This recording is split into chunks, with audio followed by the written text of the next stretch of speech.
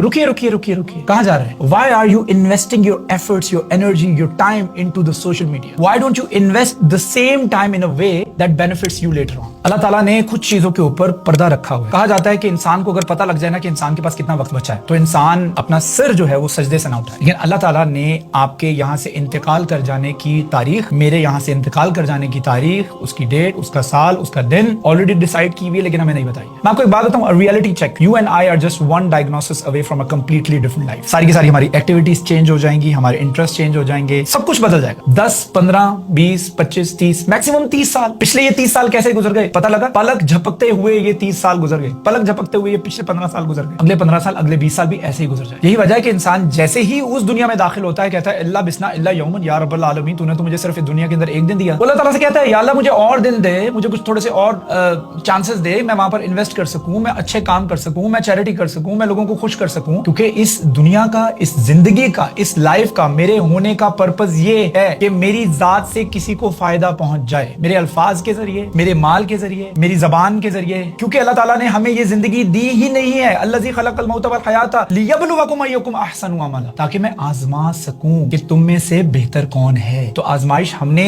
अच्छा सलूक किसके साथ करना है? दीवारों के साथ तो नहीं करना ना, लोगों के साथ करना है। और सबसे ज्यादा हकदार आपके हुस्ने सलूक के कौन है? ज़विल कुर्बा, आपके रिश्तेदार, आपकी फैमिली, वल यतामा, उसके बाद यतीम, उसके बाद ऑर्फन्स, वल मसाकीन, वब्न सबील, वस्साइलिन, वफिर रिकाब। पूरी लिस्ट जाकर देखिए तो सही, अल्लाह ताला ने कुरान में किस तरह से पूरी लिस्ट क्रोनोलॉजिकली दे दी है। One day will come, I'm telling you, there is going to be a congregation and there's going to be an announcement that there's going to be a janaza and it's going to be mine, it's going to be yours, and then we're going to be gone.